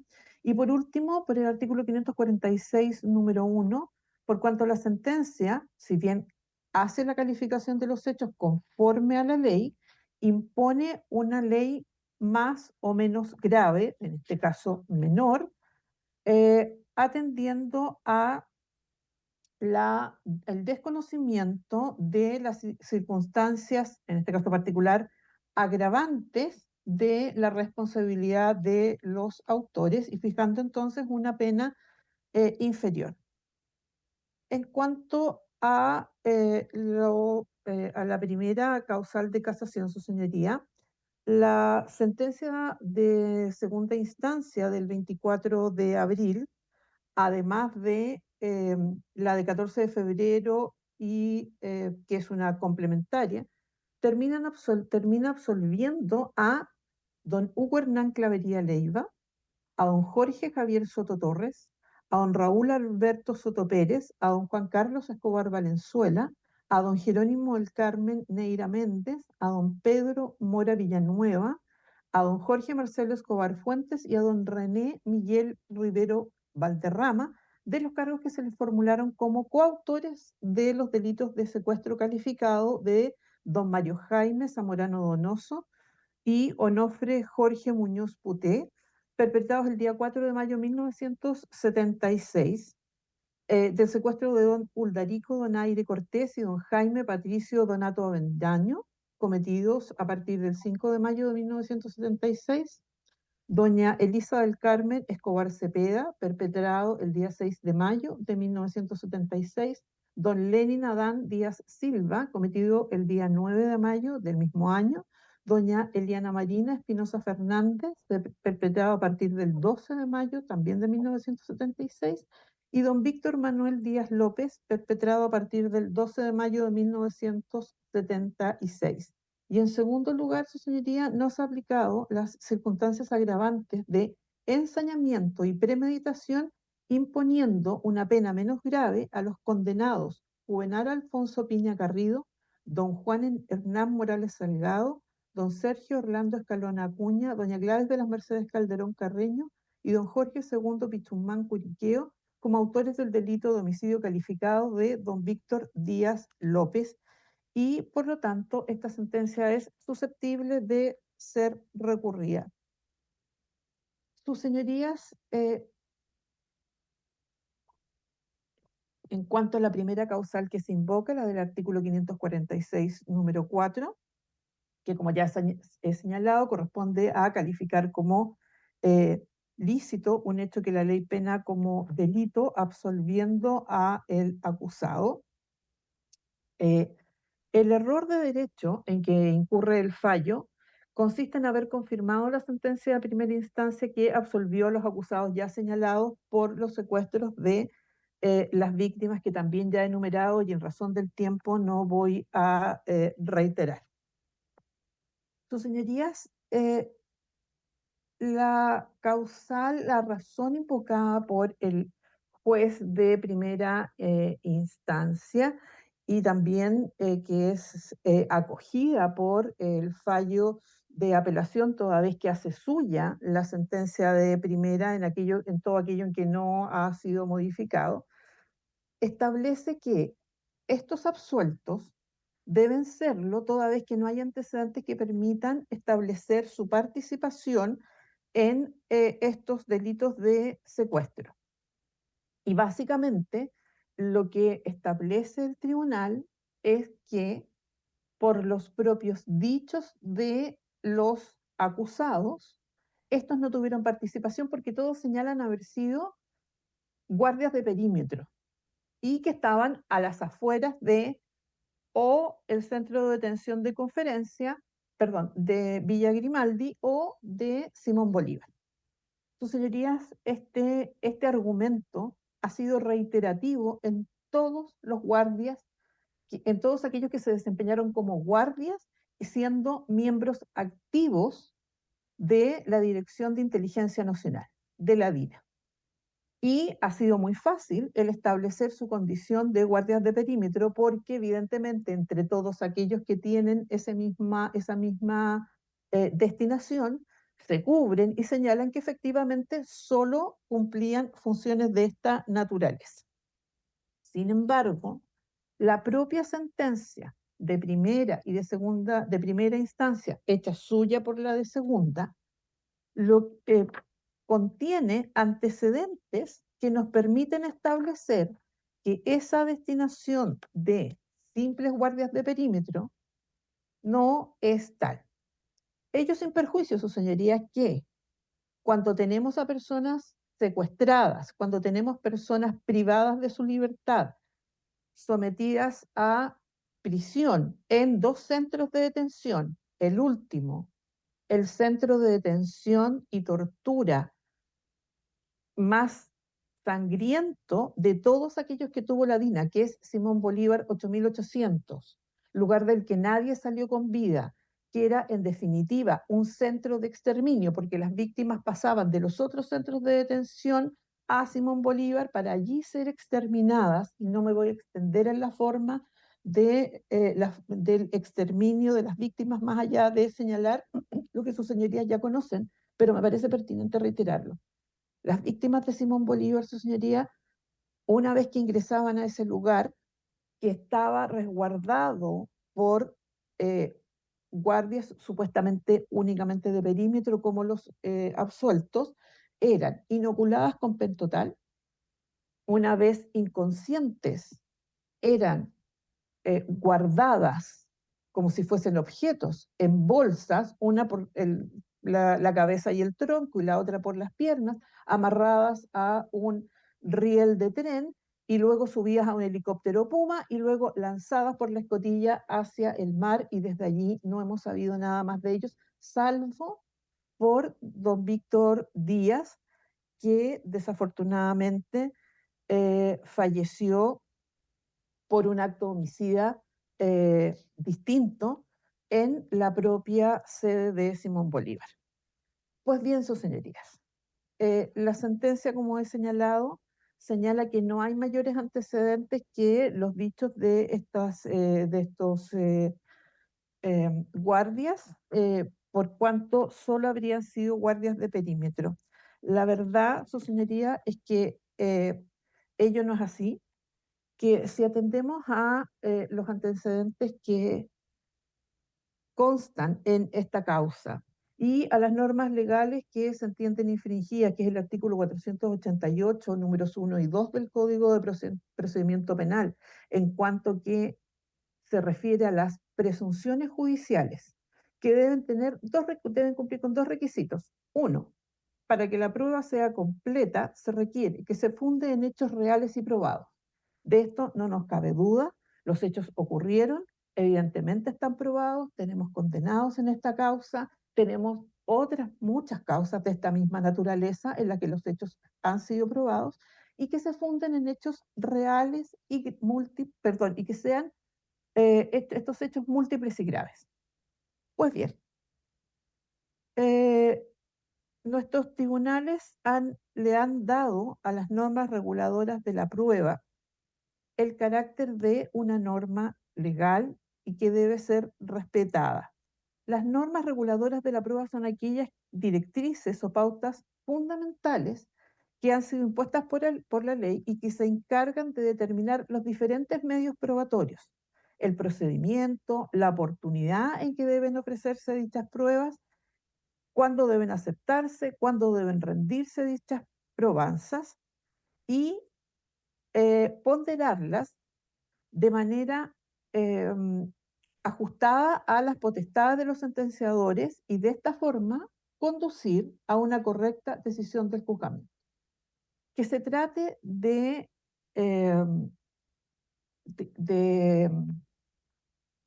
medios de prueba, del medio de prueba de las presunciones, no les resta mayor valor y por lo tanto no deben ser desconocidas y tampoco deben pasarse por alto aquellos antecedentes que, analizados conforme a la ley, permiten establecer que las personas que han sido absueltas tienen antecedentes que permiten determinar que no eran simples guardias de perímetro. Su señoría, en primer lugar, respecto de don Hugo Hernán Clavería Leiva, en su declaración policial de Foja 7416, de 6 de junio del año 2006, él señala que había ingresado en el año 1973 al ejército, que fue destinado a Rocas de Santo Domingo, que es donde se hacían todos el curso de entrenamiento de Tejas Verdes, que de allí fue al cuartel de calle Marcoleta. De Marcoleta fue trasladado a Villa Grimaldi y en el lugar en el que permaneció hasta 1975. Posterior a ello es trasladado a Simón Bolívar. Y en esta declaración de Foja 7416, el señor Clavería dice que se le asignó el nombre operativo de Rodrigo de la Fuente. Y aquí señala que cumplió funciones de guardia del recinto y que siempre cumplió funciones de guardia de perímetro. Lo mismo ocurrió en Villa Grimaldi, que no tiene antecedentes de ninguna de las víctimas de auto, que en definitiva no sabe nada. Lo primero que debe llamarnos la atención, su señoría, y que ha debido llamarle la atención a los sentenciadores, es que alguien que solo cumple funciones de guardia de perímetro no necesita tener un nombre operativo, no necesita tener una chapa, porque no necesita cumplir otras funciones, porque no necesita salir a la calle y proteger su identidad. Y en este sentido, cabe hacer presente la copia de la declaración policial de Emilio Ernesto Iribarren Lederman, de Foja 463, que señala que fue detenido en Villa Grimaldi, lugar en el que conversó con Víctor Díaz. Cabe hacer presente que todas estas víctimas de secuestro fueron en principio trasladadas hasta Villa Grimaldi, en la comuna de La Reina, y luego trasladadas hasta Simón Bolívar, 8800, que se ubica en la misma comuna. Y señala don Emilio Ernesto Iribarren Lederman que entre los agentes de la DINA que vio en Villa Grimaldi recuerda el Clavo. Cree que es de apellido Clavería, soldado del cual ignora el regimiento. El ser miembro de la DINA supone, su señoría, o sea, no supone otra función que la de desarrollar acciones operativas. Esto es lo mismo que aquellas mujeres que se ha señalado que cumplían funciones de secretaria o que cumplían funciones de enfermera. Al respecto, cabe tener presente las declaraciones de Jorgelino Vergara, que señala que es precisamente uno de los guardias que había en Simón Bolívar y que es quien le hace presente al ministro Montiglio la existencia de este centro que desconocíamos hace unos años atrás. Y Jorgelino Vergara señala que todas las mujeres y que todos estos guardias de perímetro, denominados guardias de perímetro, eran agentes operativos de la DINA. Esa es la razón por la que tienen un nombre operativo, esa es la razón por la que luego salen y entran a las brigadas de Ricardo Lorenz, principalmente. No es efectivo que solo cumplieran la guardia en la puerta, que abrían la puerta y se aseguraban que quien iba manejando el camión que trasladaba a las víctimas era quien debía conducirlo. Todos ellos tenían libre tránsito por el centro de detención, todos ellos tuvieron la posibilidad de resguardar la privación de libertad de las víctimas.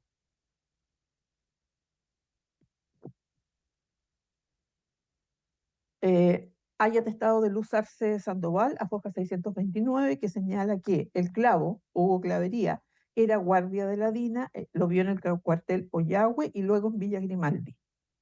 Jorge Luis Venegas Silva, a fojas 11.477 y 11.484, señala que Clavería se desempeñó en Villa Grimaldi del 75 al 79 y el relato de Carlos Román Rinaldi, a fojas 2282, que señala que la agrupación Purén a la que perteneció en Villa Grimaldi fue liderada por Barriga. Su misión era la persecución del Partido Comunista, recopilando información acerca de sus militares y dirigentes, efectuando averiguaciones, seguimientos y detenciones, recordando dentro de sus integrantes a Hugo Clavería Leiva, que venía del Londres 38. Como podemos ver, don Hugo Clavería Leiva tiene un historial de permanencia en centros de detención. Hemos escuchado Londres 38, hemos escuchado Yahweh, hemos escuchado Villa Grimaldi. Javier, eso respecto de el acusado Clavería Leiva. Luego tenemos a don José Javier Soto Torres, también acusado como coautor de los delitos de secuestro calificado. También en su indagatoria señala que él era un guardia de perímetro, pero también señala que su nombre operativo fue Gabriel Barra y Nostroza. Nuevamente, uno se pregunta por qué un mero guardia de perímetro necesita un nombre operativo. La única razón es la posibilidad de tener que salir a la calle, realizar búsquedas y realizar seguimientos. Dice que se constituyeron equipos de guardia de A4 y que todas las semanas se iban rotando. Nuevamente aclara que su guardia fue de portería y perímetro, que hubo otra de detenidos y que fue responsabilidad de los grupos operativos que llevaban a los detenidos. Pues bien, este acusado también era parte del grupo operativo. Respecto de los antecedentes que nos permiten establecer que esta función de guardia carece de la falta de participación que alegan estos acusados. Tenemos en primer lugar los propios dichos de don Javier Soto Torres, en cuanto señala que tenía un nombre operativo. Él relato de Carlos Enrique Miranda Mesa, de Fojas 3144 y 3165 del cuaderno separado de conferencia 1, en la que señala que Villa Grimaldi fue resguardada por agentes de los grupos operativos que operaban en Villa Grimaldi, que los guardias de portería, si bien no tenían acceso a ese lugar, sí eran los miembros de los grupos operativos quienes tuvieron libre acceso. En la medida en que todos estos funcionarios, todos estos acusados eran parte de los grupos operativos, sí tenían la posibilidad de transitar libremente y cumplir otras funciones de guardia. Después, respecto de don Raúl Alberto Soto Pérez, que también fue acusado como coautor de los delitos de secuestro calificado.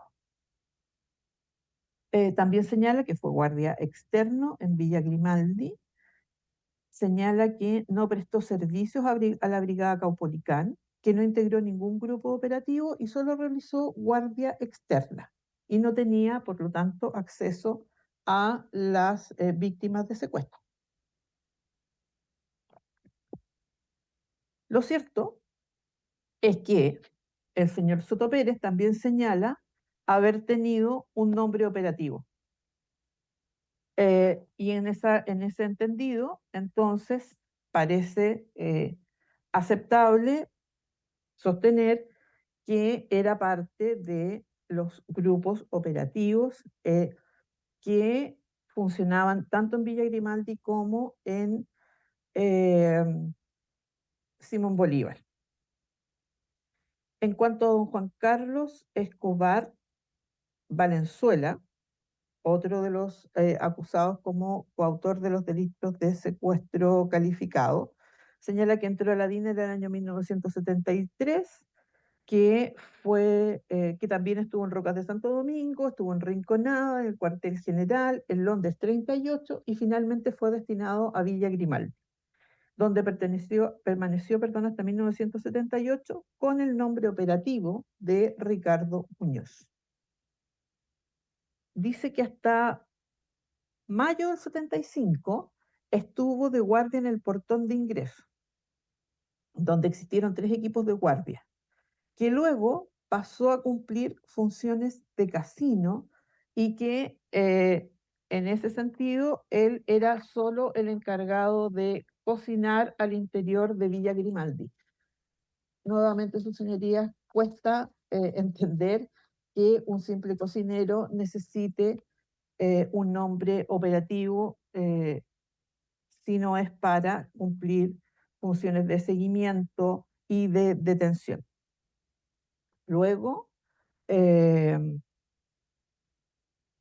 están relatos de terceros. Por ejemplo, don Carlos Enrique Miranda Mesa, que señala que desde marzo de 74 estuvo en la guardia de Villa Grimaldi por 3 meses en la portería, labor en la que veía el ingreso de los detenidos que eran llevados por los equipos operativos de las brigadas Caupolicán y Purén.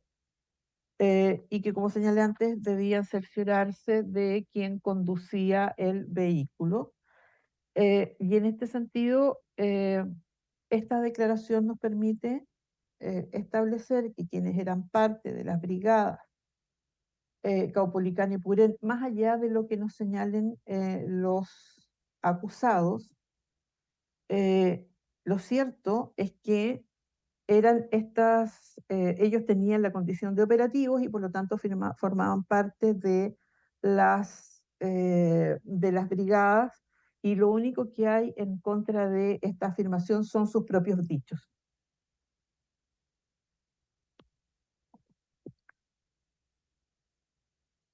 Está el testimonio de Carlos Ramón Rinaldi Suárez, a Fojas 2288, en que sostiene que la agrupación Purén tuvo como misión la persecución del Partido Comunista y recuerda dentro de los integrantes de esta agrupación a don Juan Carlos Escobar Valenzuela. Esto, su señoría, no hace sino corroborar lo que vengo sosteniendo ya hace un rato en cuanto a que Em, los miembros que señalan tener nombre operativo son miembros de los grupos operativos y de seguimiento y persecución. Respecto de don Jerónimo del Carmen Neira Méndez, también acusado como coautor de los secuestros. Es otro más que sostiene que era guardia de perímetro, pero que tenía su nombre operativo y que era el de Esteban Ulloa Roa. Recuerda que en una oportunidad le tocó custodiar a un detenido especial que se encontraba engrillado. Después supo que lo mataron con gas. Y en otra oportunidad le tocó presenciar cómo fusilaron a 3 extremistas heridos a bala en el cuartel. Sus señorías, si estaba en el perímetro, ¿cómo entonces es posible que le hubieran asignado la custodia de una víctima engrillada y que hubiera sido testigo, según él, de un fusilamiento? Tampoco se condice con las alegaciones de estos acusados. Posteriormente, en indagatoria de Fojas 9231 y siguientes, el 31 de julio de 2008, ratifica sus declaraciones anteriores y precisa que entre septiembre de 1975 y mediados de 1976 prestó servicios en Villa Grimaldi como chofer de régimen interno y que perteneció a la brigada Caupolicán, pero nos dice que nunca participó en seguimiento. La verdad es que esto tampoco se condice con los dichos de estos acusados, en el sentido de que solo tenían labores de guardias perimetrales. Respecto a don Pedro Mora Villanueva, este acusado, sus señorías, tiene pasos por lugares de detención bastante, bastante terribles, porque fue enviado a la Plaza de la Constitución. Todos sabemos ahora que lo que hoy es el estacionamiento que está bajo la Plaza de la Constitución era un centro de detención y tortura. Allí se mantuvo a muchísima gente privada de libertad, detenida, mujeres abusadas, violadas, algunas personas también fallecieron a consecuencia de las torturas. Luego pasó a Londres 38. Estuvo en José Domingo Cañas y finalmente en Villa Grimaldi. La verdad es que es imposible que alguien que pasó por todos estos lugares sea un simple conscripto que cumplía labores de guardia de perímetro. Los antecedentes que entrega el propio acusado nos permiten desvirtuar sus propios dichos. Es más, él señala que fue guardia interno en Villa Grimaldi, que también fue guardia de perímetro, y que los puntos de vigilancia eran varios: la entrada al patio, la entrada a las oficinas, la entrada a la piscina y la entrada a la torre, desde la que miró desde lo alto todo el contorno. Al fondo de Villa Grimaldi estuvieron las dependencias de los detenidos. Y señala que había una guardia especializada para su custodia. Sí, probablemente la guardia que estaba especializada en no custodiarlos, sino que en torturarlos, que eran los que estaban más cerca de ellos. Al respecto, es más, este inculpado, su señoría, señala que durante el año 1976 y mediados de 1977 prestó servicios en Villa Grimaldi, realizó guardias del recinto y que le correspondió en ocasiones actuar como agente de seguridad externo, y que incluso durante el año 1976 y mediados de 1977 salió con los grupos operativos a porotear y actuó en alguna racotonera, pero nunca participó en detenciones. Es decir, todos señalan que son guardias de perímetro, pero siempre luego recuerdan que cumplieron alguna otra función distinta de aquella, y luego tratan de desvirtuarla. Su señoría, salir a porotear era ir con una víctima de tortura para que fuese por la calle, se pusiera de acuerdo para juntarse con alguno de sus compañeros y señalarlo, sindicarlo como miembro, en este caso del Partido Comunista, y detenerlo. Esto claramente, sus señorías, no puede ser un guardia perimetral que solo cumple funciones en la salida más externa.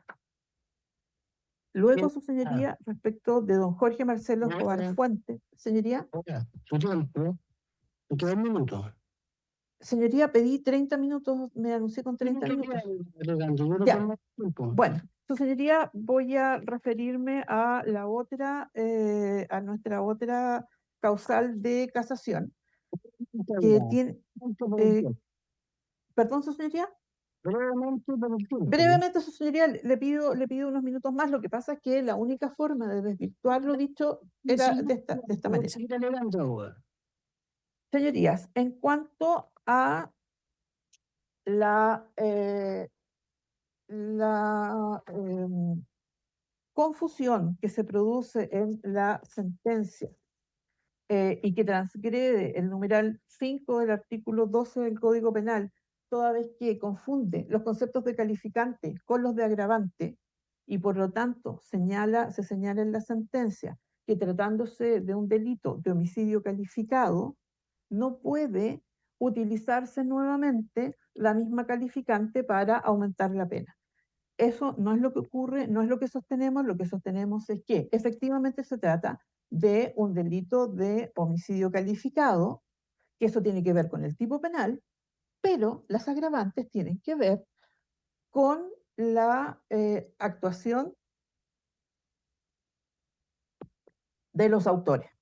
Y en este caso, habrá que tener presente que hay premeditación cuando un sujeto activo reflexiona más allá de si realiza o no la acción que va a cometer, es decir, en este caso el homicidio, sino que lo que hace es buscar la forma de cometerlo, pensar en las formas en las que va a cometerlos y precaver todas las circunstancias que rodean a la comisión de dicho delito.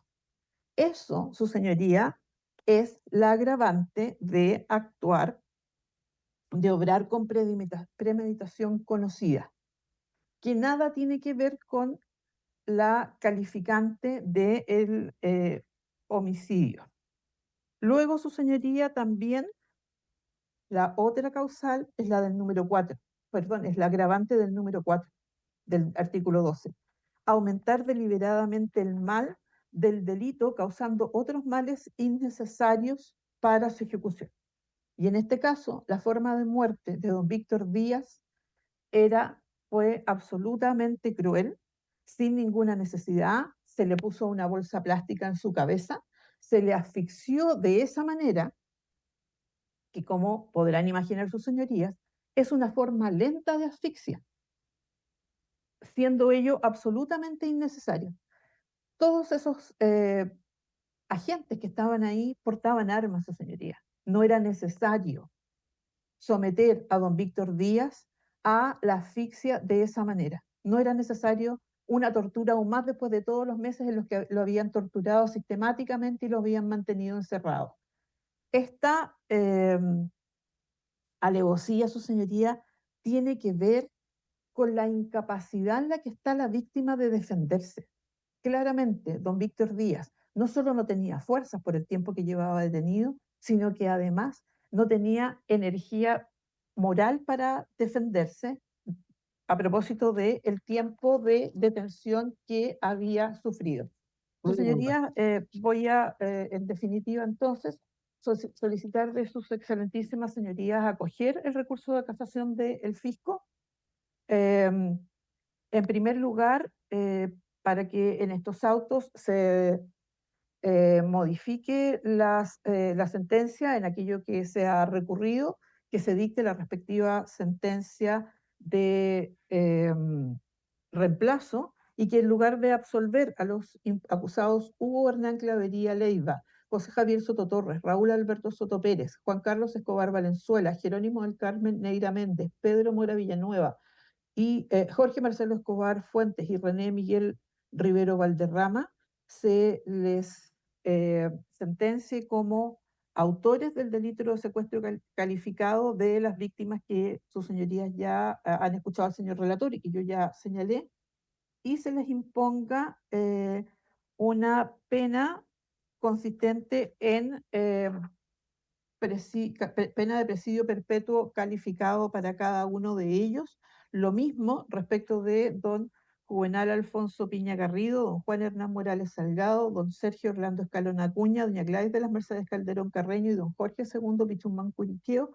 También se les imponga la pena de presidio perpetuo calificado como autores del delito de homicidio calificado don Víctor Manuel Díaz López en razón de las agravantes de responsabilidad que he expuesto. Muchas gracias, señoría. Muy bien, gracias, abogada. Bueno, abogadas y abogados, público, atendido ya lo avanzado de la hora, se suspende la audiencia, la que continuará el día de mañana después de las causas agregadas. Muy buenas tardes. Buenas tardes, señorías. Buenas tardes a todos. Buenas tardes, señoría. Buenas tardes, sus señorías. Bueno.